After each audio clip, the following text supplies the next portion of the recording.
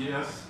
Muchísimas gracias, Enrique, por la invitación y por la presentación. La verdad es que nos satisface muchísimo estar aquí esta mañana en este seminario para hablar pues, de un tema de gran importancia, desde al cual también pues, se puede uno acercar desde el ángulo jurídico. Quisiera comentarles, como director del Instituto de Investigaciones Jurídicas, que cuando el doctor Arturo Oropeza se incorporó al instituto, pues uno de los proyectos, porque ha tenido muchos otros, nada más se dedica al tema de China, aunque lo que él hace también finalmente está vinculado, me propuso pues establecer un vínculo institucional con el Instituto de Estudios Jurídicos de la Academia China de Ciencias Sociales, cosa que a mí me pareció muy bien. Siempre me había llamado la atención el tema de China, y entonces el doctor Oropeza pues, gestionó un vínculo que después se tradujo incluso en un convenio que hemos firmado con este instituto, y que implicó en un primer momento una visita de una delegación grande de colegas, de 8 profesores del Instituto de Estudios Jurídicos de la Academia China de Ciencias Sociales, incluyendo su director, el profesor Rubín. Estuvieron aquí en México en octubre, septiembre, fines de septiembre, principios de octubre de 2008. Vinieron aquí, estuvieron en el Distrito Federal, dieron un seminario en el instituto, después incluso recibieron una invitación a Mérida, estuvieron también allá en el Tribunal Superior, dieron también un par de charlas, y hasta tuvieron la suerte de que les tocó un concierto de Plácido Domingo en Chichén Itzá. Les invitó la gobernadora, y entonces pues se fueron muy contentos. Pero además del seminario, el doctor Oropeza logró, y esa ha sido una marca de su manera de trabajar académicamente, que junto con el seminario se presente el libro.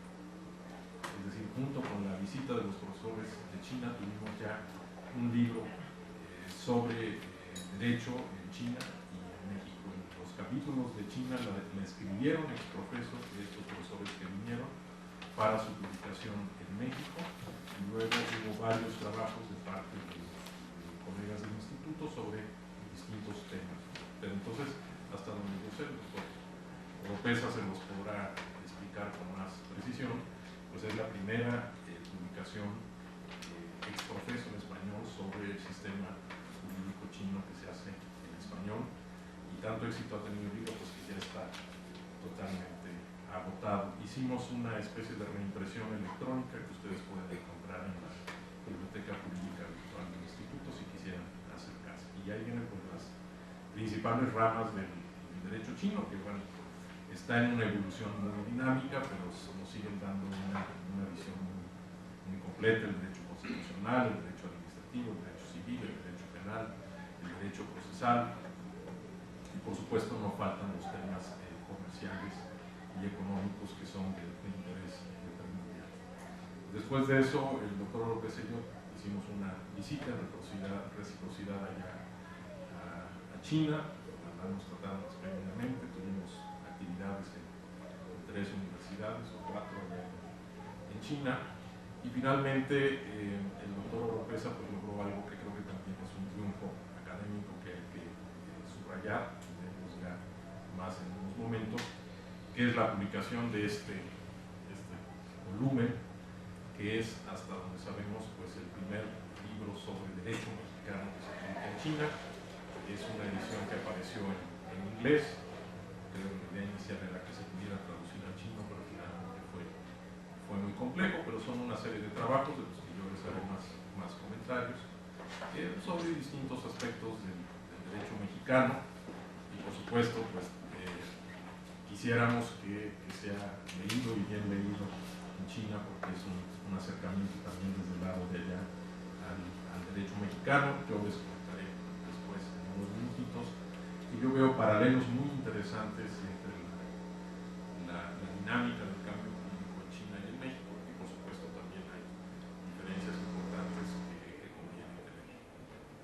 Entonces, yo le pediría ahora al doctor Oropeza que si él pudiera nos hablar más de este vínculo que hemos establecido, un vínculo pionero, porque ahora ya la universidad ha firmado un un convenio amplio con la Academia China de Ciencias Sociales, y de alguna manera vamos entrando en ese cauce con este esfuerzo que nosotros iniciamos de manera independiente. El doctor Oropesa les podrá dar más detalles de esta colaboración y les explicará más esta iniciativa de este libro, cómo se gestó, cuál fue la selección de temas, los obstáculos que seguramente hubo que superar para que pudiera aparecer publicado en China, y que finalmente es una contribución que nos llena de mucha satisfacción en el instituto, y creo que también debiera serlo para entonces, Arturo, si te parece, te paso la palabra, y si me dejas unos minutitos y ahora unos comentarios. Muy bien, pues buenos días, qué gusto estar aquí en nuestro Centro de Estudios China-México. Mayor gusto también de compartirlo con mi director general, el doctor Héctor Fix, que como ustedes ya lo vieron, también ya es otro convencido de la importancia del tema de China, lo cual es una ventaja para el avance de los temas jurídicos bilaterales. Así que qué bueno que cada vez seamos más los que nos interesamos en este tema, que va muy de la mano con el agradecimiento y felicitación para Enrique, porque desde luego el centro me parece que es hoy la punta de lanza de América Latina dentro de los estudios de China y América Latina, y en este caso México. Me parece que en este sentido se ha hecho un estupendo trabajo y tenemos ya un cierto liderazgo de base crítica, de bibliografía en todos los temas sobre esta importantísima relación. Así que yo agradezco a Enrique la invitación para participar con este tema, y desde luego qué bueno que los libros, en este caso la parte jurídica, que es el último invitado a la cena, ¿sí? El derecho en muchos de los temas económicos, sociales, políticos que se debaten hoy en el país y en el mundo, muchas veces es el último invitado, ¿no? Y esto no debiera ser tan así, y por ello también creo que tenemos muchos de los problemas después o consecuencias que se viven de temas en los que no se revisan los diferentes aspectos de la relación, también sobre una óptica jurídica. Y con un ejemplo muy concreto lo tenemos con el Telecán, por ejemplo, ¿no? El haberse firmado por economistas y haberse realizado por economistas sin la asesoría también jurídica adecuada, pues tiene una serie infinita de problemas o de insuficiencias que hoy arrastramos. Y en el caso de China pasa exactamente lo mismo. O sea, la carga jurídica de los temas chinos desde el principio son también y hoy consecuencia de mucha de la problemática que tenemos en la relación bilateral. Sin embargo, yo antes de hacer algunos comentarios sobre el tema del día de hoy, quisiera simplemente rescatar de la memoria, si me lo permiten, y con el permiso de Enrique, la memoria del señor Wu, del señor Wu, que fue director de la revista de China Hoy. Yo quisiera llamar la memoria de este gran amigo chino, porque pues nos dejó, como muchos de ustedes lo saben, en el primer semestre de este año, y lamentamos mucho la ausencia de este gran personaje, que fue uno de los artífices de la relación México-China.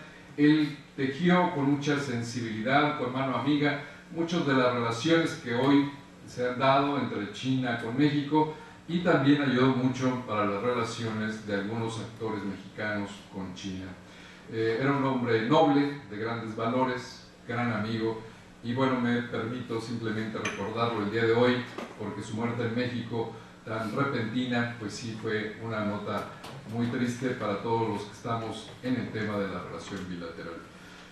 Y bueno, si ustedes me lo permiten, yo nada más haría 3 planteamientos de carácter general en el tiempo que Enrique nos ha designado para hablar un poco sobre el tema. Sí decir que desde luego esta parte del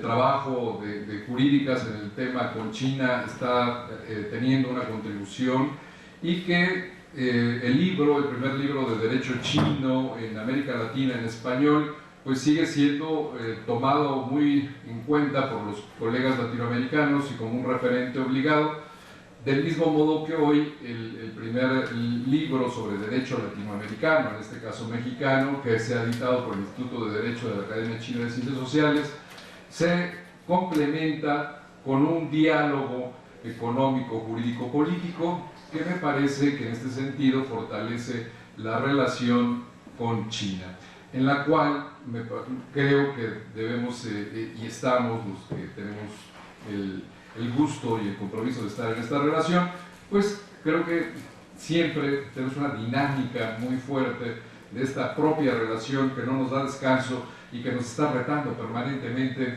para lograr mejores objetivos en esta relación cambiante. Pero me parece que en ese sentido, lo que dejan los libros, que será lo que más les interesa a ustedes, es un poco esta versión, esta visión, por lo menos muy amplia y sintética, de qué podríamos nosotros señalar después de estos 6 años de trabajo, 7 años de trabajo de investigación en esta línea, que además no ha sido nada más constreñida la parte jurídica, sino que la hemos complementado también con la parte económica, que como todo fenómeno global, pues es necesario también verlo así. O sea, el circunscribir los temas hoy globales a una óptica disciplinaria, por muy justificado que sea, limita mucho la visión de los fenómenos, y en este caso China la limita mucho más. China es un fenómeno muy complicado, ¿sí?, que se mueve todo el tiempo, de difícil características, de difícil definición, y por lo tanto creo que los estudios interdisciplinarios son y han sido muy útiles para poder interpretar hoy un poco quién es la China de hoy, ¿no? Por ejemplo, que nada tiene que ver con la de hace un año, menos la de hace 5, menos la de hace 20 o 30 años. Entonces, en el caso del derecho pasa algo muy parecido, ¿sí? Nosotros lo que podremos deducir, tratando de dar algún tipo de líneas sintéticas, es que realmente el edificio actual jurídico, el intento de este orden de derecho en China, tiene un poco más de 30 años y empezó casi de cero, a diferencia de la gran mayoría de los países globales y desde luego con una gran diferencia de los países occidentales. O sea, y podemos decir que empieza casi de cero a partir de 1979 porque la naturaleza y la ascendencia de China en el terreno jurídico, que no en el económico, que fue hegemonía durante 1000 años, quedó rezagado. O sea, China no necesitaba el lenguaje jurídico para regular su convivencia interna, sí lo tenía, desde luego, pero la verticalidad de sus relaciones durante 2000 o 3000 o 4000 años de imperio no le requerían del desarrollo disciplinario, una estrategia de control jurídico legal social que tampoco le era muy necesario. Entonces, esto sucede durante todo el imperio, incluso hasta su culminación en 1911. Lo que tenemos sí son gran ejemplos de algunas líneas que pueden ser estudiadas históricamente, pero en ningún modo y de ningún momento tuvimos toda una conceptualización jurídica sistematizada, porque el origen de la visión del derecho en China es muy diferente a la visión occidental.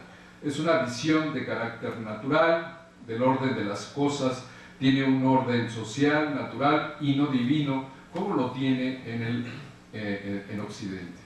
Entonces, desde ahí, la visión que hoy incluso compartimos entre China y Occidente es muy diferente a esa visión de los sistemas jurídicos de derecho. Durante todo ese tiempo, China no ha acumulado todavía, y no lo acepta al día de hoy, ese es uno de los grandes debates en China, de si realmente debe de requerirse o si realmente es necesario toda una sistematización jurídica en el caso del control interno moderno de los países. Y entonces, ¿cómo nace entonces esta pirámide jurídica a partir de 79? Bueno, nace de la necesidad. Nace de la necesidad, no del deseo y no de la vocación. Y esto es algo muy importante. O sea, no nace por una vocación de un orden ciudadano con el Estado, sino nace con la necesidad de tener un diálogo con Occidente ante la necesidad de una apertura económica hacia el exterior. Ya había un antecedente muy importante en el que, por ejemplo, en 1839, en la Guerra del Opio, China, ya con ese desgaste y esa debilidad, tuvo por primera vez la necesidad de negociar con las hegemonías occidentales que ya estaban todas en Asia.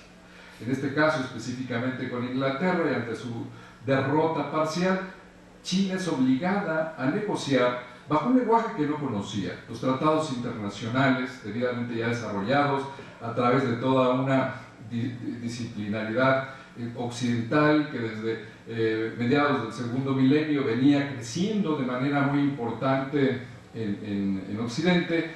Cuando China se enfrenta a ello, se enfrenta en un estado de debilidad o de desconocimiento, tanto por lo militar, pero también sobre todo por lo jurídico, ¿no? Ante un desconocimiento de esta sistemática. Y tiene que negociar, y bajo esta negociación tiene que aceptar consecuencias jurídicas como la cesión de Hong Kong, o abrir todo su mercado al comercio internacional e incluso otorgar cláusulas de nación más favorecida sobre condiciones que ni conocía, que bueno, que tuvo que aprender sobre la marcha porque le fueron impuestas. A finales del siglo, y en este que se llamó el siglo de los tratados, de 1840 a 1940, en el cual China es permanentemente a lo largo del siglo invadido por casi todas las hegemonías occidentales, en alguna ocasión a finales del siglo XIX, casi por cerca de 10 hegemonías occidentales que se juntaron e invadieron en la guerra de los Bóxers.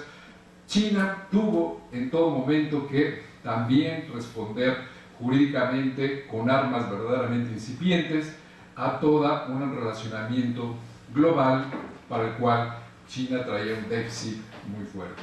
Cuando quiso hacerlo, por ejemplo, en remedio del modelo japonés de 1865, bueno, pues fue boicoteada toda esta asimilación del derecho occidental. En una ocasión pusieron una bomba a los especialistas chinos que iban a aprender del derecho alemán, y en otra ocasión también fueron asesinados algunas de las misiones que iba a Occidente, a Europa, para poder, también como lo hizo Japón en la dinastía Meiji, apoderarse de la sistemática jurídica de Occidente.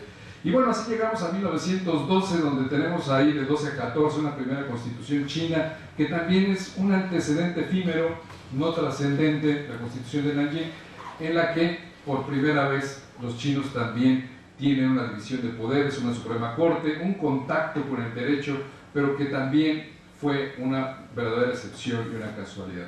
De ahí hasta 49 hay toda una renuncia al heritage jurídico, cualesquiera que esto hubiera sido, tan amplio como se pueda considerar, y todas las facciones revolucionarias o en beligerancia decidieron renunciar a cualquier herencia jurídica de 5.000 o 2.000 años del propio imperio chino. Y nacen a la incipiencia de la sistemática jurídica ya del siglo XX, con una constitución socialista de 54, comunista, en la cual los chinos se sintieron a gusto en la medida que pudieron instalar su verticalidad, la verticalidad del partido y la figura de Mao, para regular las relaciones internas bajo una decisión de que, como hace 2.000 o 3.000 años, era lo único que necesitaban. No tenían la necesidad, por lo menos esa era la idea y la creencia, de relacionarse con el exterior. Pues es muy diferente en 79, cuando ya tienen la necesidad de hablar con el exterior, deciden salir al exterior y tienen que comercializar con el exterior por una razón de sobrevivencia, de supervivencia. Cuando esto es así, entonces China se da cuenta que para ese diálogo le falta un instrumento fundamental que se llama un sistema jurídico del cual carece. Su antecedente anterior era una constitución de 78, ¿sí? Totalmente incipiente, incompleta, dudosa, porque venía después de la muerte de Mao de 76, simplemente había reforzado políticamente el pensamiento de Mao, y se abre al exterior. Y entonces, como podemos adivinar, entonces, la primera instalación del sistema jurídico en China es precipitada, ¿sí? Es desarticulada, y se da muy bajo una línea dispareja simplemente ante la necesidad de recibir el capital extranjero. Se tenía que darle, por lo menos a los inversionistas extranjeros a los cuales se estaba invitando, algún tipo de ofrecimiento de carácter legal que, entre comillas, les permitiera empezar a meter sus primeros inversiones a las zonas económicas que también en 1980 estaban empezando a ponerse en marcha por parte de China. Este es el comienzo de una sistematización desarticulada, donde primero nace un código penal en 79 para no perder un control férreo del Estado, junto con un equity joint venture, que es una ley parcial que no tiene un fundamento jurídico y sin embargo era con lo que se ofrecía la seguridad jurídica, entre comillas, para todos los miles o millones de dólares que empezaron a querer llegar o empezar a llegar a China. Entonces, como lo podemos ver, esto también rompe paradigmas, ¿no? De que el Banco Mundial dice que pues, a mejor Estado de Derecho, mayores inversiones. Esto en el caso de China, que rompe este y muchos otros paradigmas, no fue así, pero fue el comienzo de esta sistematización jurídica, que se regulariza en 1982 con la primera constitución de China. En 1982, que es la constitución vigente al día de hoy, es la cuarta constitución y es la que está en vigor, y es a partir de la cual hoy China ha estructurado toda una pirámide jurídica que podríamos pensar ya tiene una formalidad, ya tiene un acabado suficiente, por lo menos desde un principio ya de razonabilidad jurídica, en la cual ya China ha establecido toda una serie de planteamientos con el diálogo con los países occidentales, en los que, si en ese tiempo China valía 40.000 millones de dólares, hoy China vale 12 billones de dólares. Veamos la dimensión de ese diálogo económico jurídico. Y en ese tiempo China casi no tenía comercio exterior y hoy China tiene cerca de 4 billones entre importaciones y exportaciones, 3.8 de comercio con el mundo. Entonces, como vemos, habría una gran diferencia, hoy hay una gran diferencia y hoy hay toda una regulación jurídica en 7 disciplinas exactamente, que es la de derecho en las que China ha puesto todos sus posicionamientos. Brevemente también considerar que si bien el derecho en China nace no de una vocación, sino de una necesidad, hay un segundo elemento que define el derecho en China y que se llama desarrollo. O sea, China ha puesto, no nada más en la creación jurídica, sino también en toda su estrategia económica, al desarrollo como el punto central, como la motivación única de la actividad política, en este caso la actividad jurídica. O sea, todo el planteamiento, todo este crecimiento jurídico se ha hecho en base y pensando al desarrollo. Deng Xiaoping, Jiang Zemin, Zhu Rongji, todos en su momento lo único que decían es destrabemos todos los obstáculos que le den a China el desarrollo que necesita. El desarrollo por cualquier medio, el desarrollo por cualquier estrategia. Esto que es una gran lección para nosotros, en el caso de México estamos en un bache de enfermedad institucionalista, ¿sí? En el cual hemos perdido el enfoque del desarrollo sobre la base de la propia estructura y el cascarón institucional. En el caso de China, hasta el día de hoy esto no ha sido así, es al revés.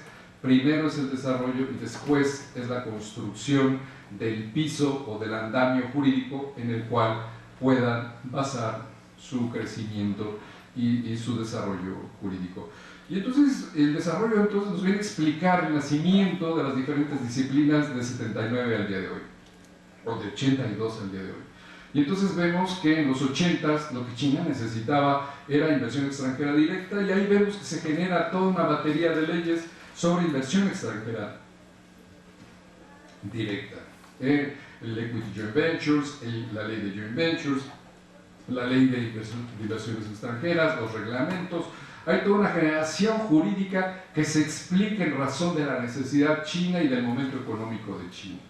En los 90s lo que vamos a ver es el crecimiento también ya de una segunda fase de estabilización de esta necesidad económica, en la cual pues ya se requiere también una cuestión de la administración del éxito de esta primera parte del éxito económico, donde se establecen ya las leyes fiscales, las primeras leyes administrativas, desde luego se refuerza la parte constitucional, y en la primera década del siglo 2000, ya en pleno éxito, cuando ya el mundo se dio cuenta que China estaba ahí y empezó a molestarse por el éxito chino, sobre todo porque todos los países, o la gran mayoría, traemos déficit con China, entonces, y ante la presión de los temas de derechos humanos y sociales, entonces vemos que empieza la aparición de todas las leyes sociales que China hoy ha estado instrumentando del 2004 para acá, en el cual se dio la cuarta reforma constitucional en China.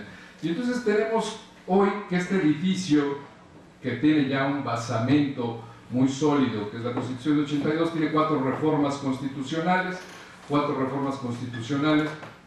que también se explican a la luz de todo este tipo de necesidad económico-política jurídica, ¿sí? De manera muy importante. Hasta 88 la primera reforma establece la propiedad privada, o sea, todas las inversiones que se hicieron en 79 88 carecían incluso del enunciado de que en China hubiera propiedad privada, y aunque en 88 lo hubo, fue hasta el 2007 que se promulgó la primera ley de derechos reales o derechos de propiedad en China.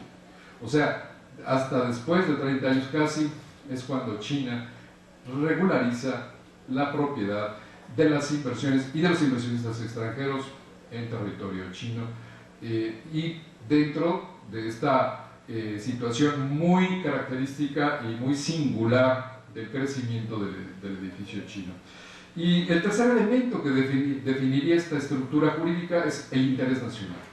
O sea, este sería el tercer elemento en el que China, desde la debilidad de un país que tenía 700 millones de habitantes y el 70%, 80% en pobreza y pobreza extrema, desde ahí los primeros equity joint ventures fueron negociados bajo una situación de fortaleza, de la cual no era más que subjetiva, para traspasos de tecnología que estaban inscritos en la propia ley y el posicionamiento, en muchos casos mayoritario, de las empresas chinas o de las empresas del Estado chinas en las inversiones extranjeras, cosa que se dio en muchos casos con empresas muy fuertes como incluso General Motors, ¿no?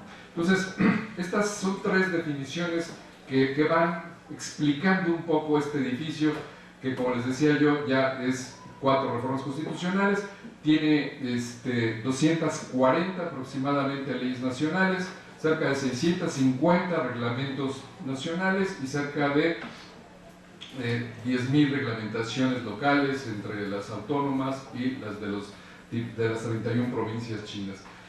Y este es ya, diríamos, el resultado de estos 30 y tantos años donde comenzó este gran experimento jurídico, que es muy interesante, sobre todo para los que estamos en esta área, porque difícilmente podemos ver otro ejemplo parecido cuando venimos de la cuna del derecho occidental, del derecho romano, donde aquí el derecho lo hablamos en lenguaje de milenios, ¿sí? O por lo menos de los últimos 500 años en su desarrollo más importante, su desarrollo moderno. En el caso de China, toda esta estructura jurídica se circunscribe en un laboratorio donde podemos ver que se da de 79 al día de hoy, con toda una legislación que hoy creo que ya se equipara a la mayoría de las estructuras jurídicas, por lo menos en la formalidad, de la mayoría de los países de América Latina, de una manera o de otra. Una evaluación muy rápida, como el segundo punto que yo quisiera señalar, después de este camino, ¿cuál es la evaluación que se hace? Bueno, internamente la evaluación se hace como muy exitosa. Tenían todo un programa de racionalización jurídica en 2010, el cual fue cubierto. Desde luego, esto ya lo que daba es eso, una razonabilidad jurídica de manera interna y externa.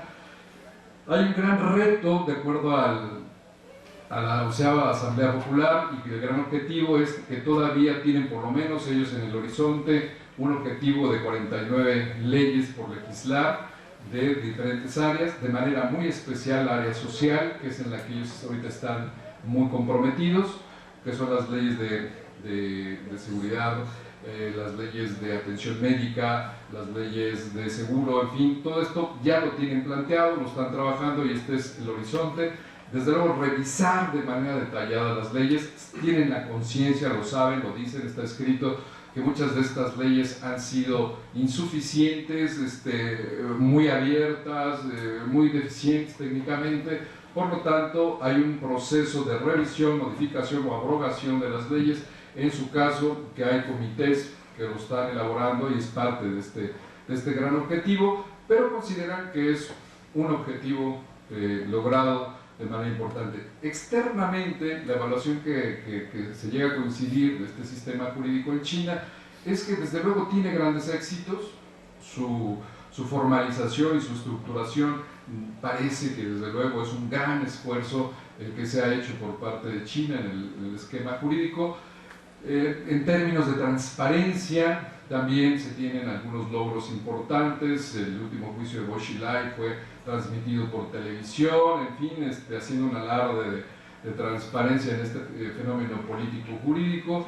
Hay avances en materia de propiedad intelectual, hay un avance muy importante en materia de derechos humanos. Entonces, sí, definitivamente, en estos más de 30 años, podemos ver, no podemos decir ya que en China no hay, o que en China no hay un avance, o que en China no hay una evolución del sistema jurídico chino. Sin embargo, una de las grandes críticas que se hacen de manera interna y de manera externa en China son varias, pero yo me atrevería a circunscribirla en dos elementos muy concretos. El primero es el establecer la naturaleza de su Estado de Derecho, y el segundo es la situación actual de su impartición de justicia o de su poder judicial. El primero de ellos, porque ha sido un tema desde 79 hasta el día de hoy que no ha desaparecido de la dogmática de los especialistas chinos y del exterior sobre esa lucha por llegar a un Estado de Derecho real y alejarse del Estado de Hecho del cual parten.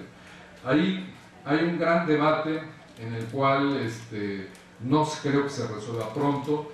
Hay avances, pero sin embargo la lucha por llegar a un verdadero Estado de Derecho tiene el gran impedimento de que es la figura del Partido Comunista Chino. Y ahí hay un debate desde ideológico hasta un debate normativo, en la medida en que la propia Constitución establece en su prolegómeno que deben de respetarse los lineamientos del Partido Comunista Chino, el pensamiento de Mao Zedong y la teoría de Deng Xiaoping. Y sin embargo, en su artículo 5 dice que nadie podrá estar por encima de la Constitución, ni las organizaciones, ni los tribunales, ni los partidos políticos. Entonces, en ese gran debate teórico, pero sobre todo político, está hoy todavía trabada. Surgió en abril-mayo de este año un documento que se le llamó el documento número 9, emitido por el Partido Comunista Chino, en el cual anunciaba y alertaba a las diferentes cortes provinciales del ataque occidental que se hacía a China con el pensamiento del constitucionalismo, con el pensamiento del Estado de Derecho y con el pensamiento de la democracia, que eran armas occidentales que estaban minando hoy la estabilidad de China. Esto, si bien es un documento que no se confirmó, pero que circuló mucho, por el lado de los hechos, lo que sí tenemos cuando se platica internamente con los expertos jurídicos en China es real, totalmente, existe este debate, es cierto, y además existe el hecho de que hay gente que ha sido encarcelada por el pensamiento constitucionalista. Allá, el decir que un abogado o un académico es constitucionalista es un insulto o es un ataque. ¿Sí? ¿Por qué? Porque se ha perjuiciado la palabra constitucionalista, en la medida en que se pretende que la Constitución sea el punto central de regulación de la vida política y económica en China. Ese es un gran problema que ahí va a estar, no se resolverá pronto, ha tenido avances, pero ese es un tema que le mina profundamente a todo el edificio jurídico chino. Y en segundo lugar es la impartición de justicia, donde hay también un avance, pero lo que podemos ver es que todavía no hay una formalización adecuada. De los 31 presidentes de tribunales locales, solo 11 de ellos tienen un título de abogado de una escuela jurídica debidamente regularizado. Cerca de 20 lo tienen, son miembros exdirigentes del partido que tienen algún título emitido por el partido. Una parte importante de ellos fueron funcionarios policíacos. Entonces, la regulación todavía en la impartición de justicia, además de que desde luego no tiene la autonomía que se establece de origen, tampoco tiene la integración más acabada que se pudiera pedir. Hay también altos niveles de corrupción. Aquí entonces tenemos un balance muy bueno, un gran avance de la sistemática jurídica con la cual se dialoga en estos 4 billones de comercio con el mundo, con la parte internacional, también ya de derechos humanos y propiedad intelectual. Sin embargo, también faltan hay temas centrales que desde luego todos los estados de derecho en el mundo tienen sus defectos y están en evolución, pero estos tienen la particularidad de presentarse en China. Un tercer y último punto que no quisiera yo dejar de mencionar en esta visión muy rápida de que desde luego se ha quedado plasmada en los 2 libros, pero que nos parece que en este momento es muy importante y dibuja qué es lo que está haciendo China con el arma jurídica en su diálogo con Occidente. A partir del 1 de octubre, de manera sorprendente, aparece en China una primera zona de libre comercio. Y bueno, pues esto sorprendió a muchos y desde luego Occidente, todos los comentarios han sido de grata sorpresa y de que qué bueno y que es una gran oportunidad, casi recordando a los editoriales periodísticos de 80 y 81 cuando se empezaron a abrir las zonas económicas especiales en Shenzhen y en toda la zona del Pacífico. Y aquí lo que vemos es que desde luego todo esto nace bajo una propuesta jurídica debidamente formalizada en la cual se establece bajo cánones jurídicos internos toda una zona de libre comercio en Shanghái. Y uno, la verdad es que se pregunta de qué estamos hablando. O sea, ya la parte de las zonas económicas especiales o cualesquiera que se les llame están prohibidas por la OMC. Y pensamos que el compromiso de 2001 ya había estado en esa línea de compromiso estableciendo zonas de libre comercio o un camino hacia una zona de libre comercio, el cual concluye sus últimas etapas en 2015. ¿Sí?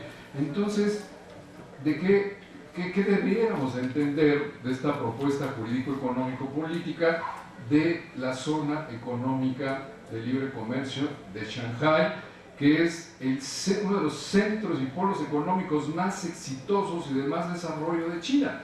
O sea, que tampoco tendría la característica de ser una zona deprimida, una zona rezagada, en la cual pudieran, algunos países todavía lo hacen, justificar algunos modelos económicos de protección en zonas económicas o de offshore para poder empujar su desarrollo económico. Bueno, entonces lo que tenemos aquí es un elemento nuevo que nos vuelve a decir lo mismo que nos ha hecho en los últimos 30 años. O sea, esto queda claro que a la luz de una revisión de las acciones económicas del modelo económico chino, el socialismo de mercado, el modelo jurídico chino con características chinas y el modelo político chino de la democracia socialista con características chinas, en este caso se incrusta perfectamente. ¿Qué busca, en teoría, por lo menos en los documentos oficiales? Busca llevar la zona a tarifa cero, lo cual pues es un atributo elegible, ¿sí? Pero que también ya estaba dentro del marco del 2001. Busca el que se tenga una racionalidad en propiedad intelectual, lo cual es un compromiso también desde 2001 que ya estaba vigente. Busca la igualdad de las empresas foráneas, privadas y estatales, ¿sí? Cual pues se supone entonces que adentro de esa zona no la tiene, y debería de ser entonces también su compromiso que estaba explícito también desde el 2001. y tiene un cuarto objetivo, que es liberalizar esa zona económica en la parte financiera, entiéndase moneda, entiéndase tasa de interés, entiéndase entrada y salida de capitales. Entonces, lo que vemos otra vez aquí es un ejemplo de tercera generación del modelo de las zonas económicas especiales, que hoy, de cara a 2013, se relanza bajo un esquema de respuesta, como dicen los propios chinos, a la adecuación de los movimientos económicos comerciales del mundo, y en respuesta incluso a las medidas de TPP presentadas en la zona por parte de Estados Unidos. Entonces, esta es una respuesta unilateral por parte de China, que por un lado tiene grandes atractivos y resabios para todo el modelo económico chino, pero por otro lado también está toda esa serie de atributos para atracción de capitales extranjeros a través de una batería de exenciones fiscales. Entonces, el modelo se reproduce inexplicablemente en 2013 y en un marco regulatorio jurídico en el cual no se sostiene y en el cual no sería explicable. Sin embargo, hoy hasta las opiniones que se han dado a lo largo del mes han sido de felicitación por la implantación de esta zona, que no hace en la mayoría de los casos más que empezar a cumplir en esa pequeña zona, además que está circunscrita a 30 kilómetros cuadrados, de las obligaciones que ya estaban comprometidas desde el 2001. ¿Qué pensamos que se estaría dentro de toda esta línea? Bueno, pues dentro de esta línea tiene enormes objetivos que tendrán que analizarse por las diferentes áreas, ahora aquí en México y en América Latina, pero una de ellas, China pretende ser el centro financiero de Asia, ¿no? Con esta liberalización financiera en esta pequeña zona de 40 kilómetros, zona exclusiva, de libre capital, estos intereses, convertibilidad de moneda, compite y desplazará, por lo menos esa es la idea y la propuesta que podemos medio entender nosotros, a Hong Kong, a Singapur y a Taiwán como los centros financieros asiáticos. Pretende ser también el centro de los centros de investigación y desarrollo de Asia. Por lo tanto, también a esos sectores les está dando todas las facilidades para instalación de laboratorios y oficinas de alta o de altísima, ya para que podamos entendernos, tecnología. Y también a todos los consorcios de las empresas transnacionales importantes como Microsoft, como Citibank, como todos ellos, está dándoles grandes ventajas para que se vayan a instalar ahí. O sea, de entrada, ser el centro en esa pequeña zona de exclusión económica, jurídica, para convertirse en un gran polo. Por otro lado, es un ejercicio de libre comercio con el cual puede negociarse en la situación de cara al TPP. En fin, este es un tema de la zona de libre comercio que deberá, desde luego, tratarse ampliamente. Es todo un tema, y vuelve China a sorprender a Occidente con una bola rápida que, por lo que veo, tampoco la tenían esperada. Con esto, pues agradezco desde luego nuevamente la oportunidad de Enrique, y cedo desde luego la palabra a don Héctor, y que no hay problema por el tiempo. Sí, hay problema. Una disculpa. Bueno, es el entusiasmo del tema, y creo que si hay alguien que está muy en los detalles de toda esta configuración jurídica china, pues es el doctor Oropesa con programa. Pero no sé si nos den 2 minutos más, Enrique. Yo quisiera nada más comentarles rápido algo del contenido del libro, digamos, tratando de ver qué podrían leer nuestros colegas en China. No sé qué tanto pueda ser tomado en cuenta, pero yo esperaría que lo pudieran leer. Miren, el libro está conformado por 3 ensayos que seleccionó el doctor Oropesa.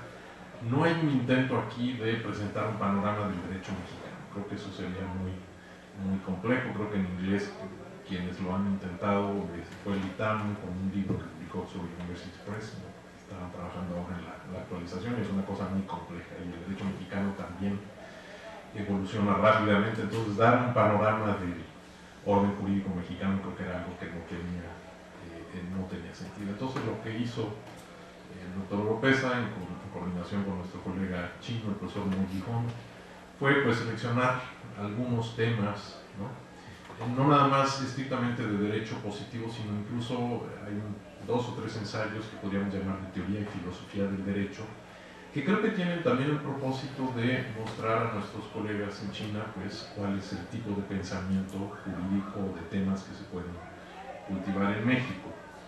De los 3 ensayos, bueno, comienza el libro con un ensayo que escribí yo, tratando de hacer una comparación entre los procesos de modernización del derecho en China y en México, pues con los escasos conocimientos que tengo. Encuentro que hay muchos paralelos interesantes. El doctor Oropesa decía esto, empieza a construirse en 1982, pues también en México en 82, si tuviéramos que poner alguna fecha, empieza un proceso muy importante de modernización jurídica.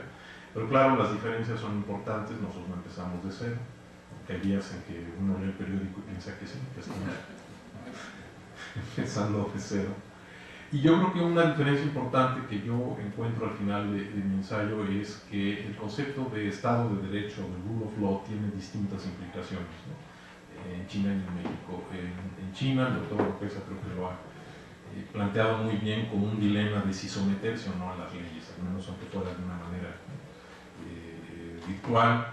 En China discuten mucho el tema del control de la constitucionalidad y ustedes se pueden dar perfectamente cuenta que es muy difícil aceptarlo en China como está ahora, porque implicaría que entonces el partido comunista y otras autoridades ya no tienen, aceptar de alguna manera una división de poderes, es decir, que pudiera haber tribunales que independientemente juzgaran que algo no está de conformidad con la Constitución, y este es un debate que pudimos percibir en aquella visita que hicimos a China.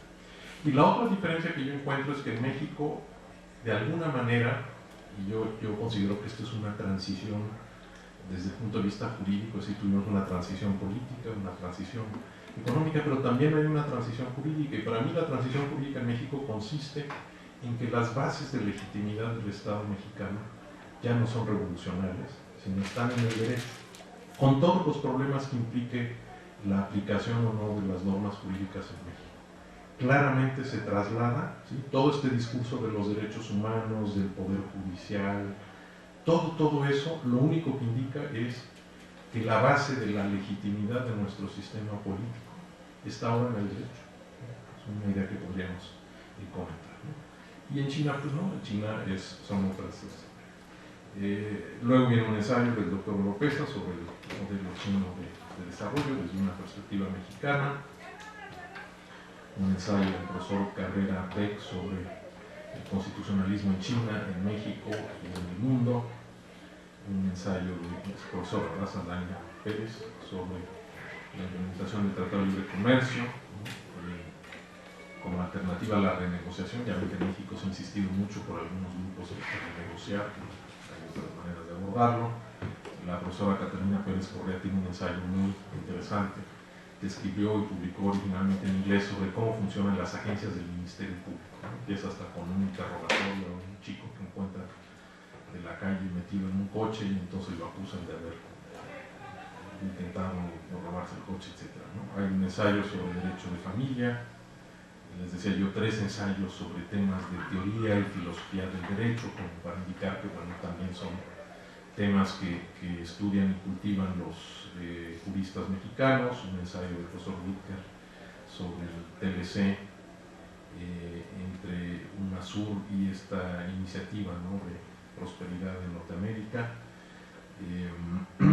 Un ensayo del profesor Iman Flores sobre la Constitución mexicana y el TLC y toda esta discusión que tuvimos muy intensa sobre la jerarquía de los tratados en el orden jurídico mexicano, que es algo que no hemos acabado de definir, pero bueno, ahí está. En China yo entiendo que China adopta la teoría de que los tratados no tienen efectos internos inmediatos, sino que todo se tiene que convertir primero en leyes nacionales. Y en relación con esto les comento que cuando vino la delegación de nuestros colegas chinos, justamente allá en Mérida, uno de ellos hizo una explicación muy interesante de la adopción por China de la Convención de los Derechos del Niño. que dicho sea de paso es la convención que más ratificaciones tiene en el mundo. No hay ningún otro tratado de derechos humanos que tenga más ratificaciones, porque hay 1 o 2 países que todavía no los ratifican. No sé por qué razón, pero bueno, ¿no? China lo ratificó y entonces nos estuvo explicando el profesor que fue nuestro amigo de los derechos humanos, ¿cómo se llama? Ajá. Nos estuvo explicando que en China no era nada más un tema jurídico adoptar la convención y después hacer una ley nacional, sino que implicaba enfrentar toda una tradición cultural donde realmente el niño no es persona. Entonces implicaba introducir en el derecho chino y en la cultura china real de que los niños son personas y tienen derechos. Eso es una revolución, ¿no? Y entonces que pues eso no se podía hacer ni fácilmente ni un día para otro. Entonces resultó muy, muy interesante. Hay un artículo del profesor Díaz Müller sobre la sociedad del conocimiento y la globalización, y finalmente el volumen cierra con un ensayo de un colega que ahora está en la Suprema Corte, el doctor Carlos Pérez Vázquez, que ha trabajado temas de interpretación de literatura y de derecho, que yo creo que eso es algo que les podría llamar la atención en China por ser una cosa muy, muy cultural y establecer un paralelismo entre la interpretación del derecho y la interpretación de la poesía y de la literatura en general. Y ya para cerrar, en un seminario que también nos invitaron, que fue el año pasado, hacíamos también una reflexión de en qué temas podría ser interesante seguir el diálogo jurídico, podríamos decir, con nuestros colegas chinos. Por supuesto están los temas económicos y comerciales, ¿no? Este diálogo a nivel de las leyes. Está el tema de la justicia penal. Yo creo que tanto en México como en China hay esta gran preocupación por la justicia penal. Cuando yo estuve en China la primera vez leyendo el periódico, bueno, en lengua inglesa, yo no leo chino, había por ejemplo una nota interesante de que iban a tratar de, vamos a decirlo así, moderar las sentencias de muerte, ¿no? Que es una cosa que se le ha criticado mucho a China, y entonces eso implicaba pues controles más estrictos, una revisión más puntual de las sentencias. No van a abolir la pena de muerte, están convencidos de que eso se necesita, pero sí están conscientes de que tiene que haber mayor control, mayor seguridad jurídica en la aplicación de esta pena, ¿no? Yo creo que un área interesante de diálogo con ellos, que apenas hemos iniciado, es la protección del patrimonio cultural. Creo que son 2 cosas que tienen en común China: un patrimonio cultural enorme, espléndido, con mucho reconocimiento de parte de la UNESCO. Y yo creo que a lo mejor también otro tema puede ser el del medio ambiente. Entonces, bueno, pues tenemos una agenda de diálogo jurídico todavía muy interesante que estamos tratando de construir. Pues, muchísimas gracias y estamos a disposición de ustedes.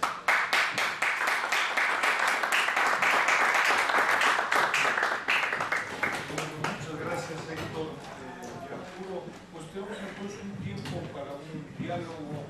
Yo sugiero juntar un par de preguntas. Les pido a los que van a preguntar que se presenten brevemente. Estamos con 1, 2, 5, 3, 4. Doctor, bueno, muchas gracias por su exposición, su conferencia, es muy interesante. La verdad es que yo tengo muchísimas preguntas que formular, solo formularé algunas cuantas. En principio, yo quisiera empezar con el tema de propiedad intelectual. Siempre es una inquietud en las empresas fuera de China el hecho de que en la República Popular pues no se respeta el derecho de propiedad intelectual y se están copiando constantemente tecnologías, patentes y todo. De eso se habla mucho a nivel cotidiano. ¿Qué tan cierto es esto? Y digamos, ¿cuáles han sido los casos más sonados en materia de propiedad intelectual, de litigios que se han llevado a cabo en materia de propiedad intelectual? También a mí me preocupa el tema de los contratos. ¿Cumplen los chinos los contratos? Cuando hablamos del duty free quay o hablamos el FOF o el CIF, digamos, hay confianza en términos del cumplimiento del contrato. Y otro tema sería el tema de derechos humanos.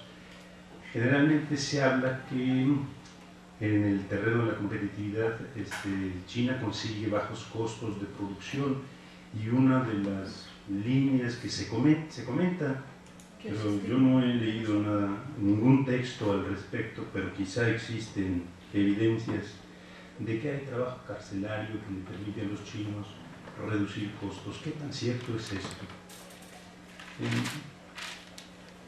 Bueno, finalmente, quizá en términos de la Organización Mundial de Comercio, vinculado tal vez con el Telecán, con el estatus de nación más favorecida, yo tengo una inquietud por ahí de saber cómo fue que los chinos consiguieron el estatus de nación más favorecida con Estados Unidos en los últimos 30 años, y bueno, cómo ha afectado esto a la relación de México dentro del Telecán, si se pudiese comentar un poco esto. Y creo que dejaría yo entonces ya, son unas de las preguntas, tengo más, pero yo le dejo la oportunidad a la persona. Presentamos un par, ¿sí? Ahora es aquí, dos. Sí. Bueno, yo voy a ser más específico. En realidad, pues... Si te presentas. Luis Díaz Müller del Instituto de Investigaciones Jurídicas. Bueno, yo voy a ser más específico.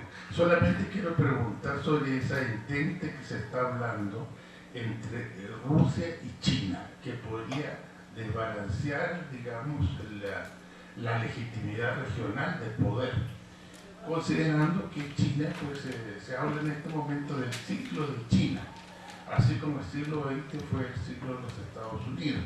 Entonces, en ese contexto, ¿cuál sería el alcance de la relación China-Rusia?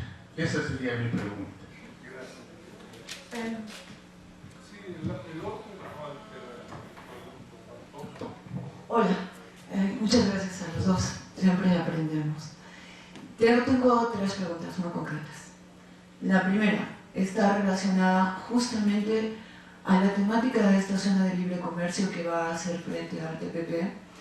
Me pregunto, si va a ser esta zona así, tasa cero, ¿no también va a implicar este sistema de centro financiero situaciones relacionadas con el lavado de dinero, con el narcotráfico, ilícito de sustancias, tráfico de armas y contrabando en muchos otros terrenos? ¿Cuáles son las implicaciones de esta zona de libre comercio y también para con América Latina, particularmente ahora que se está abriendo una nueva ruta de aviación vía Cancún, Los Ángeles, Shanghái? ¿Cuáles serían posibles implicaciones? He estudiado un poquito esta parte del tema. La segunda pregunta es, la vez pasada tuvimos aquí un comentario muy bueno de que China adapta, pero no adopta. Se adapta a los cambios y en ese sentido genera una buena forma de negociar a través del derecho constitucional de los países entrecomilladamente demócratas.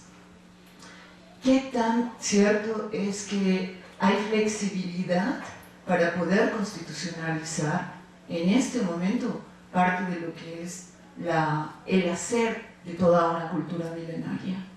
¿Y qué tan cierto es que nuestra democracia y nuestras leyes son mejores que las de ellos?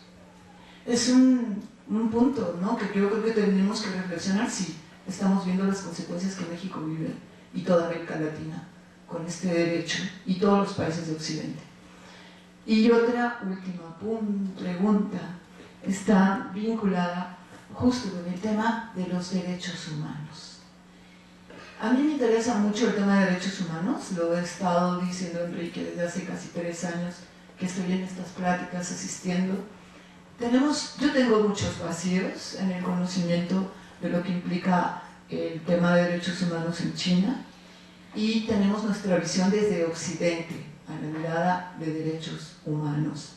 Para China hay muchos estigmas, se habla mucho de la explotación, del trabajo carcelario, se habla mucho del tema de la pena de muerte, pero no se habla de lo que hace China en bienestar social y no se compara con lo que se hace en Occidente. Entonces, la primera pregunta para mí es, ¿no tendríamos que empezar a conceptualizar dentro de un acto global qué es el tema de derechos humanos y cómo lo entendemos una y otra mirada, y cómo vamos a empezar realmente a acercarnos a hablar de un lenguaje universal en esta categoría. Porque estamos pensando globalmente, pero no estamos actuando localmente, y solamente eso. Soy Sandra Tubarcuri, de la Facultad de Economía de la América Latina, en el Caribe, y si me dicen quién está trabajando en derechos humanos, yo quiero aprender de ellos. A ver, tenemos una puerta y cerramos con el primero. Ricardo Iglesias, Facultad de Economía. La pregunta sería, respectivamente, efectivamente, tal y como se lo compañera, en la zona libre de comercio de Shanghái, de veras, a mí me parece muy difícil que pudiese sustituir a Hong Kong, porque precisamente cuando Hong Kong pasa a formar parte de China, es el surgimiento de Toronto. Es decir, Toronto antes era un pueblo de no le pelaba a nadie, a las 10 de la noche era pueblo quieto, y toda la gente que se salió de Hong Kong por el dominio chino es lo que le dio vida a Toronto como un centro financiero internacional.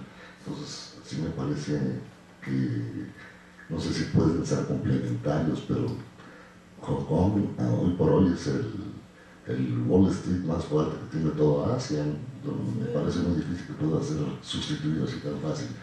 Y en lo que hace al doctor Fix Fierro, doctor, yo estoy de acuerdo con usted en que efectivamente el derecho puede ser el elemento de legitimidad, pero en México el derecho es más bien aspiracional, es decir, mucho de lo que dice el derecho es wishful thinking, es decir, la educación es un derecho, pero en realidad es una mercancía, el agua es un derecho, en realidad es una mercancía, en fin, todos los planteamientos, los derechos, las garantías constitucionales es wishful thinking. Entonces, ¿cómo puede ser el ejemplo de legitimidad una cosa meramente aspiracional? Gracias.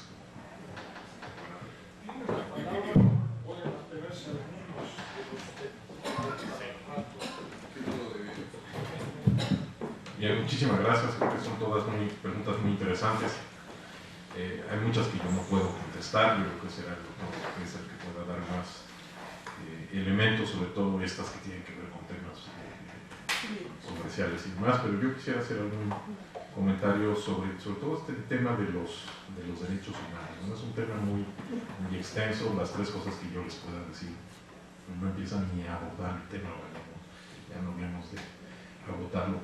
Yo creo que es una cosa muy compleja, y en relación con China, pues nos damos cuenta todo este tema, diríamos, de la relatividad cultural del concepto de derechos humanos, ¿no? Uno de los argumentos que se utiliza mucho, y es una discusión que creo que no termina, es esta de que es una invención de los países occidentales y que esto no necesariamente se puede aceptar o adoptar por los países islámicos o los países del este asiático, y que incluso también es un arma arrojadiza y es un arma política para presionar y cuestionar a los países que no se alinean a los intereses occidentales. Bueno, yo creo que podemos admitir que hay algo de esto, ¿no? Es un hecho que esto surge en una época, en unos países, con ciertos referentes culturales muy ligados a las ideas occidentales de orden jurídico, de individualismo y todas estas cuestiones que van con ello. Pero yo creo que tampoco debemos llevar esto al extremo, ¿no? Porque al final yo creo que la pregunta que hay que establecer es ¿de qué estamos hablando? Y estamos hablando no de los países occidentales, estamos hablando de la modernidad. Y yo creo que no hay ningún país en el mundo que no quiera ser moderno, ¿sí? De alguna manera.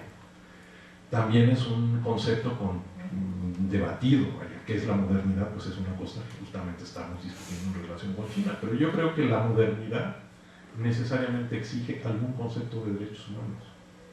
Si no se puede ser moderno y no tener algo equivalente a los derechos humanos, porque hay una contradicción de fondo. Hay una gran discusión de si, por ejemplo, una economía de mercado, una economía capitalista, exige o no tener un sistema democrático. Yo creo que a la larga sí, que a la larga es incompatible, y yo creo que eso es algo que en China empiezan a darse cuenta, ¿no? Que tienen que en algún momento hacerlo un poco lo que hicimos en México, abrir, porque si queremos avanzar en temas de desarrollo y demás, pues tenemos que aceptar derechos humanos y tenemos que aceptar democracia, que no tiene que ser puntualmente el modelo de Westminster o el modelo alemán o el modelo X, pues está clarísimo, mucho menos el modelo de los Estados Unidos, pero sí un concepto general de democracia en el cual pues hay una serie de libertades donde la persona y el individuo cuentan y donde hay cosas que incluso no debemos aceptar una relatividad cultural.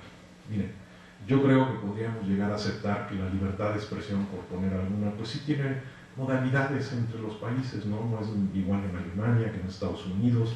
En Estados Unidos la Corte Suprema aceptó que se puede quemar la bandera. En México yo creo que quemarían al que queme la bandera, ¿no? Pero hay cosas, por ejemplo, como la integridad física de la persona, la dignidad de las personas, que eso yo creo que no es negociable y que sí tendríamos que aceptar todos los países como un absoluto. El hecho de que se torture a alguien, pues yo creo que no hay ninguna cultura en el mundo ni ningún valor cultural que justificara, ¿no?, que esto se pueda hacer. Entonces, está bien que los chinos digan, ¿no?, así se lo dijeron a mi papá cuando era miembro del embajador, miembro de la Comisión de Derechos Humanos, de su Comisión de Derechos Humanos en Ginebra, nada más que no se dio cuenta de que esto en México suena de otra manera. Le dijo, es que los derechos humanos en China son algo chino, queriendo decir que, bueno, pues tienen características, ¿no?, una interpretación propia de China. Bueno, pues está bien, pero aquí en mexicano pues tiene otra connotación, ¿no? Entonces, pues yo creo que eso está, para mí es como yo veo el tema. Sí hay aspectos de diferencias culturales, ¿no?, que tenemos que conocer, pero justamente por eso estamos en diálogo y podemos darnos cuenta si nos conviene o no más tener una comprensión más amplia, por ejemplo, de la libertad de expresión como la podrían tener en los Estados Unidos. Y yo creo que al final, pues China va a tener que encontrar esto. Y una cosa que es muy importante, al final en estos temas no hay unanimidad en ninguna parte del mundo. Puede ser que el gobierno de la República Popular China tenga una posición oficial en relación a los derechos humanos, todos los gobiernos las tienen. Pero en su población hay mucha gente, ¿no?, que la idea de derechos humanos le da beligerancia. El apartheid en Sudáfrica se acabó en mucho, creo yo, por la presión internacional, sin duda, pero también porque empoderó a grupos internos, sobre todo a la mayoría negra, que dijo, oigan, no nos pueden tratar así. Ya ningún país está tan aislado que no pueda tomar ejemplo. Yo les comento, por ejemplo, que hace unos años que hice una visita a San Juan Chamula, el presidente municipal, que era un joven abogado, por cierto, me hizo un comentario que nunca se me olvida, pero que señala este carácter subversivo de la idea de derechos humanos, que no es una imposición de fuera, es algo que adoptan las posiciones y los grupos minoritarios o los grupos oprimidos y que les da beligerancia, y eso es un mecanismo de transformación. Fíjense ustedes lo que me dijo. Aquí las mujeres se volvieron problemáticas cuando entraron los derechos humanos. ¿Qué es lo que estaba diciendo? Pues que los derechos humanos complican la vida de los gobernantes porque les dan beligerancia a los que no están de acuerdo, a los que están en desventaja, a los que están oprimidos y reprimidos. Bueno, pues yo creo que también en China habrá gente que diga, bueno, nosotros no inventamos la idea de derechos humanos, pero nos viene muy bien, nos sirve, ¿no?, para discutir desde el constitucionalismo hasta el trabajo, por ejemplo, carcelario, la pena de muerte. Debe haber gente en China que está en contra de la pena de muerte, que cuesta trabajo a lo mejor luchar a favor de su abolición, como también lo hay en los Estados Unidos. Y si ustedes siguen las noticias, verán que varios estados en los Estados Unidos en los últimos años han vuelto a repensar esto y han abolido la pena de muerte. Entonces, la pena de muerte no es general en Estados Unidos, y en China también están pensando, si no abolirla, por lo menos limitarla, y debe haber gente en China que con nombre de los derechos humanos se siente legitimada para luchar por lograr ciertas causas. Sería mi opinión sobre el tema. Y sobre esto de la legitimidad, miren, tendríamos que tener una larga charla, pero yo sostengo mi punto. El que el derecho se convierte en fundamento de la legitimidad política no significa que se cumplan necesariamente o que las leyes se respeten. Significa que conceptualmente no podemos pensar en otro fundamento. No sé cuál otro hay. Y la reforma de derechos humanos de hace 2 años lo confirma. Y esto que incluso que yo digo no es nada más una opinión mía. Por ejemplo, el profesor Francisco Valdés Ugalde, que es el director actual de Flaxo, tiene un libro donde lo dice con todas sus letras. La transición mexicana, desde este punto de vista, es el paso de la legitimidad revolucionaria, ¿no?, de la frase esta famosa de don Fidel Velázquez, que dijo: los revolucionarios llegamos a balazos y nos vamos a ir a balazos. Casi sin darnos cuenta hemos trasladado esa idea. Ya casi nadie hace referencia a la Revolución Mexicana o a la legitimidad de la Revolución Mexicana más que como un referente histórico. Casi sin darnos cuenta hemos cambiado esa legitimidad, que era la que le daba, digamos, autoridad al sistema para hacer y deshacer un montón de cosas, aunque dijera que la Constitución y las leyes, a que no podemos pensar en otro fundamento que no sea cumplir la Constitución y respetar los derechos que están ahí. Que no lo hacemos en la realidad, creo que no cambia la idea de que ese es el fundamento de la legitimidad. Pero bueno, esa es mi opinión al respecto. Gracias.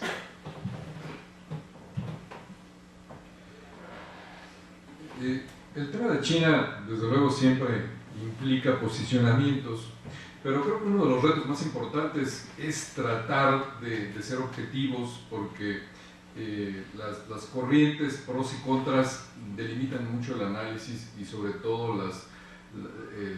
las posiciones que tendrían que estarse manejando respecto a China, que finalmente es un referente económico, comercial para todo el mundo, para América Latina y sobre todo también para México. Entonces, y no hay absolutos tampoco, ¿no? Entonces, creo que si quitamos un poco estos fantasmas que de repente deambulan en el análisis, de que o todo está bien o todo está mal, ¿sí? O de que con quién juega uno, creo que ayuda mucho más a entender los fenómenos, porque todas las preguntas tendrían este tipo de respuestas. Por ejemplo, la propiedad intelectual. Bueno, todos los que nos hemos metido al estudio de China sabemos perfectamente que la propiedad intelectual nunca se respetó en China. Hoy todavía hay problemas importantes de propiedad intelectual. De hecho, uno de los objetivos de la zona económica de libre comercio es tener una regulación normativa de propiedad intelectual que sea equiparada a las normas internacionales. O sea, si hubiera una normalización de la propiedad intelectual en China, no requeriría abrir una zona para que se respete la propiedad intelectual. Es un absurdo. Incluso es un reconocimiento tácito de que entonces afuera de la zona comercial no se respeta la propiedad intelectual. Ahora, la razón, bueno, han firmado todos los compromisos de propiedad intelectual. Hay un avance. Por eso digo que los absolutos no ayudan a decir que es un gran violador de la propiedad intelectual, o tampoco es decir es que es un gran respetador de la propiedad intelectual. El hecho concreto es que toda la expropiación tecnológica que hoy constituye al gran poder económico de China se hizo a través de una toma de la propiedad intelectual de Occidente. Eso es uno de los hechos contundentes de la gran fortaleza hoy y de la civilización china, que es uno de sus méritos, pero también es uno de los grandes outsiders dentro del sistema de comercio internacional, que además Occidente fue cómplice, permitió, toleró, es más, fue el que lo prohijó en la medida en que se necesitaba para poder generar toda esa producción de bienes económicos, bienes baratos, que venían a las clases occidentales. Ahí, pues bajo el esquema de que todo esto era una explotación, ¿sí?, laboral de Asia, pues en la toma y en la reconversión de esa propiedad intelectual, de esa expropiación tecnológica, con lo que ahora Occidente se da de topes porque de la maquila se pasó a la fábrica y ahora se pasó a la innovación. Y ahora, bueno, pues ya hay un equiparamiento de Occidente con Asia y con China, pero en ese gran proceso de los últimos 30 años, pues desde el 79 y 80, decíamos que los Equity Joint Ventures exigían el traspaso de tecnologías.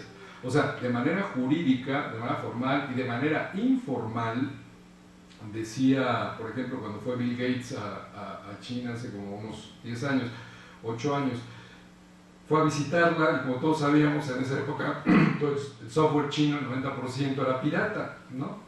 Hoy a lo mejor es el 50, pero bueno, pues era el 90. Y platicando, Bill Gates fue incluso a regalar paquetes y fue a verlo con una cierta bonomía el problema, y le decía a uno de los ministros, donde no puedes tener utilidades, no puedes reclamar pérdidas.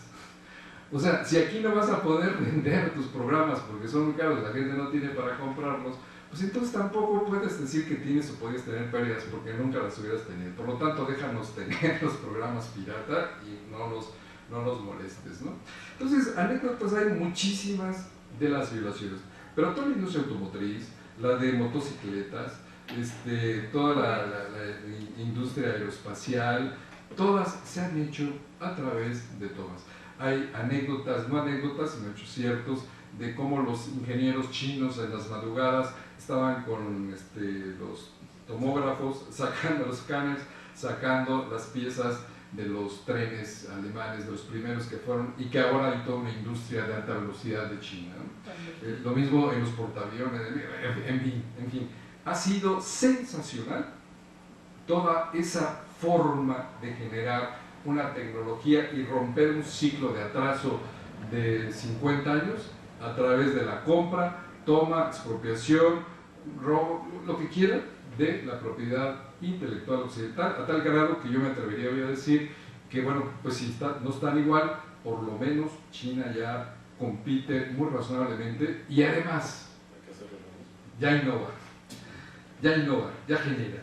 Y ahora, pues hay toda una preocupación por la propiedad intelectual que se respeta, ¿no? Entonces, no hay absolutos con China. En casos mexicanos está el de Corona, Cerona, que fue famosísimo, ¿no? Y que se apropiaron de la cerveza y la trajeron ahí durante un juicio de 5 años con la modelo y que hasta el final se ganó, pero en un estado verdaderamente, pues, internamente fuerte. Entonces, esto pues, va en relación a los contratos, ¿no? Los contratos, ¿se cumplen o no se cumplen?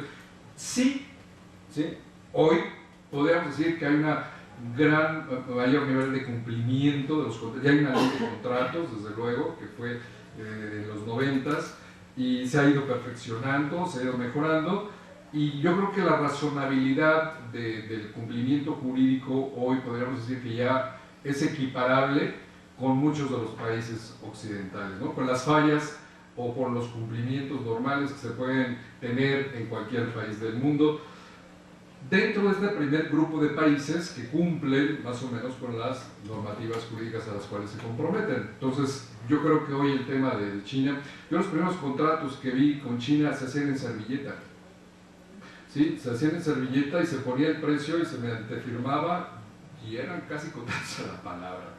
Así, bueno, hay un libro que se llama Mr. China, que ustedes lo habrán leído, donde un grupo de 3 americanos se lanzó a la gran oportunidad hace 20 años para poder invertir allá en el gran boom y perdieron cerca de $400 millones a base de puras tranzas e incumplimientos de los socios chinos.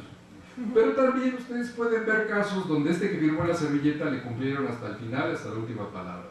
¿Por qué? Porque pues también es como todo. Allá no es que todos sean tranzas o que todos sean muy amantes de la palabra. Hay de todo, y yo lo que creo que hoy hay es una razonabilidad de cumplimiento muy parecida a la que pudiera haber en México, ¿no? O sea, aquí nos podemos enfrentar con gente que cumple o gente que no cumple, pero con un alto grado ya de cierta razonabilidad en los contratos, y los contratos tienen ya una integración muy parecida a la contratación, a la clausulado de un país también occidental. O sea, nos podemos ya sentir familiarizados con esos compromisos de derechos y deberes dentro del mismo contrato. La parte de OMC, Telecán, ¿sí? Y nación más favorecida. Bueno, pues es que, Antonio, tocas los temas centrales del éxito chino, pues habría que tener también toda una plática. China es en esa enorme habilidad, ¿sí?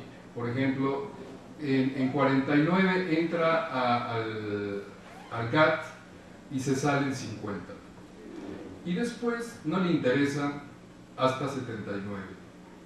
A partir de 80, pues todos los bienes que llegaban, que además toda esta industria se hacía no para el mercado interno, sino para exportación, tuvo que negociar la cláusula de nación más favorecida, lo cual no le costó mucho trabajo porque Occidente, vuelvo a decir, era socio de ese trato en el que se explotaba al obrero chino.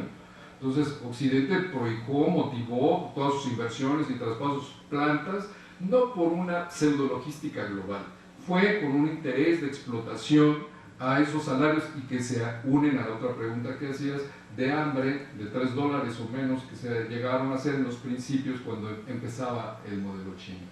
Entonces, ese tipo de que van unidas estas preguntas con sus posibles respuestas, China logra muy bien articular, negociar ese reconocimiento a la cláusula de nación más favorecida, cuando en 86, o sea, apenas 4 años después de su constitución o 6 años después de su apertura y instalación de zonas económicas, China pide entrar al GATT-OMC, porque en ese entonces era GATT.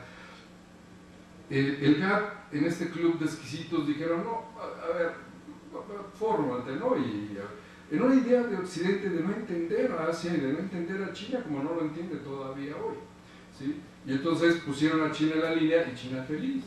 ¿Por qué? Porque China no estaba interesado en ese estado de debilidad de entrar a las regulaciones GATT y después a las regulaciones OMC. De 86 hasta 2001, China fue por un montón de pláticas, pasó a través de un montón de diálogos, negociaciones con Occidente, hasta que fue aceptada su introducción. Pero cuando China inicia el comercio internacional, aproximadamente lo inicia en el lugar número 30 del ranking del comercio internacional. Cuando China llega en 2001 a la aceptación de la OMC, llega en el 6º lugar del comercio internacional. Este tipo de 24 posiciones, de 20 posiciones que logra China, lo hace exclusivamente con la cláusula de nación más favorecida, lo cual vuelve a romper el paradigma de que solamente a través de tratados de libre comercio puedes obtener algún éxito comercial, lo cual China también rompe con ese paradigma. Pero bueno, en el Inter hubo problemas, sí hubo problemas, porque cuando empezó el éxito chino y empezó a invadir los mercados con bienes, empezó algunas presiones, sobre todo en Estados Unidos, a empujar sobre que se cambiara, que se integrara la regulación, pero China siempre logró salir adelante y siempre contó con ese privilegio, y le hubiera gustado contar todavía un rato más, ¿no? Hasta que finalmente pues ya tuvo que ser finalmente aceptado dentro de una regulación en la que, como vemos hoy con la creación de esta zona de libre comercio del 1 de octubre de 2013, pareciera que entramos a una segunda dinámica dentro de este mismo esquema. ¿Sí? O sea, como no he cumplido un reconocimiento tácito a lo que me había comprometido, ahora inicio en esta zona su verdadero cumplimiento. Esto es verdaderamente un caso típico, extremadamente atípico del comercio internacional y del respeto y de la ortodoxia que sigue México, por ejemplo. México, que es el alumno más educado del OMC, el más respetuoso, para todo esto, México no tiene ni idea de se le ocurre una zona económica como esta. Y China, con toda la seguridad, se desplanta y, violando muchas de las líneas y filosofías de la OMC, se lanza con esta zona. Pero bueno, va ligado, ¿no? Propiedad intelectual, contratos y nación más favorecida. El tema de tasa cero, ¿sí? Y lavado de dinero en la zona. Sí, claro, puede ser, y puede ser muchas cosas más. Imagínate, en 40 kilómetros, una zona económica de 39 kilómetros cuadrados, pero es que veamos el pensamiento estratégico chino, aquí es lo importante, ¿no? Entonces China dice, aquí va a ser una zona súper libre, pero sé perfectamente, porque la condición es que estés dentro de una lista, ¿sí? Para que puedas estar ahí. O sea, no puede entrar cualquiera, se necesita invitación. 2, no vas a pagar, la tasa de impuesto máxima es del 15, del impuesto sobre la renta, del 0 al 15, cuando la tasa actual es de 33. Puedes durante los primeros 5 años tener exenciones de tasas sobre el impuesto sobre la renta. O sea, las mismas concesiones que dieron en 79 y los 80, hoy las están dando ahí. Y por lo menos la idea es esa, o sea, sí desplazarán a Hong Kong o no, Hong Kong es China, ¿no? O sea, realmente sería un canibalismo interno. Pero el planteamiento está hecho, si bien no para desplazarlo, que yo creo que sí, es para jalarlo junto con Hong Kong lo más que puedan, y la idea es de que llegas a una zona libre donde puedes hacer lo que quieras. puedes fijar tus tasas de interés, tu convertibilidad, la moneda, la entrada y salida de capitales, que es un problema en China, porque hoy en China no se pueden estar retirando los capitales de entrada y salida sin permiso, no hay convertibilidad. En fin, bueno, habría mucho más que decir, pero creo que ya estaríamos abusando un poco del tiempo de Sechimex, y bueno, pues todos los temas son muy interesantes. Gracias.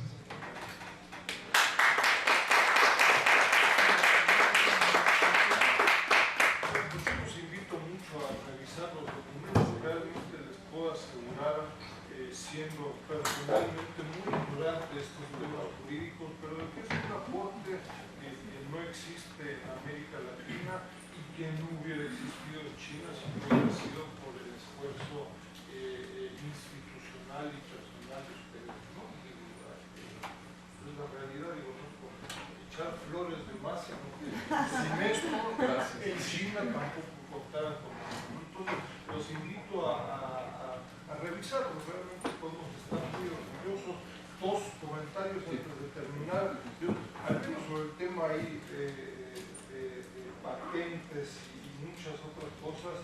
Yo sugiero mucho ahí no rasgarnos las vestiduras, ¿no? Digo, no hay que subirse al metro.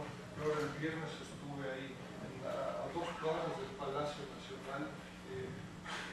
Digo, el tema acá de registro de marcas, etcétera, digo, seamos un poco más humildes, y no es solo productos de 10 pesos, sino que con muchos más dígitos. Entonces siempre es muy bueno y muy fácil de ver. Mira de diferente, en fin, creo que acá hay serios problemas si queremos regirnos bajo el mismo tema. Y yo haría una invitación al Instituto, a Héctor, a Arturo. En los trabajos que hemos venido haciendo en el Sechimex en los últimos 10 años, hay trabajos ahí de Enrique Tejeda Canovio, hay un libro interesante de Loreta Napoleón, trabajos personales también. Nos hemos encontrado con que un tema que también tiene una lista jurídica muy interesante, pero sería interesante hay un aporte a esta discusión, es la omnipresencia del sector público chino, ¿no? Público desde una perspectiva que en América Latina no existe, ¿no? Sí tal vez en Alemania, pero no en América Latina, es decir, los municipios, las ciudades, las provincias, entidades federativas y el gobierno central. En un complejo no es una visión única, sino que en algunos casos hay contradicciones, hay competencias, hay etcétera, ¿no? Pero en todos estos temas, ¿no? Digo, de zonas libres comerciales, las zonas económicas especiales, temas que hemos analizado acá en sectores específicos, cadenas de valor, inversión extranjera, exportación de capital, yo diría con certeza en esta zona libre en Shanghái no se va a poder hacer lo que quiera, se va a poder hacer lo que el sector público les permita hacer, esté jurídicamente determinado o no. Y el que no entienda eso, pues se va a dar de golpes, porque y hay un proceso, y de dónde sale la idea. Compite Shanghái con Chongqing, que acaba de caer en desgracia, con Hong Kong, y no necesariamente con Hong Kong, sino que sobre todo con Tokio, con Corea y con Singapur. Entonces, en fin, hay una concepción de un sector público que compite bien complicada y que sería bien interesante integrar en algún futuro estudio jurídicamente qué es este dicho sector público en términos jurídicos, ¿no? Comparativamente, porque nosotros acá tenemos el gobierno federal y punto, ¿no? Digo, los municipios, la capacidad financiera presupuestal de la ciudad de Shanghái, en muchos casos, ciencia y tecnología. No son actores económicos.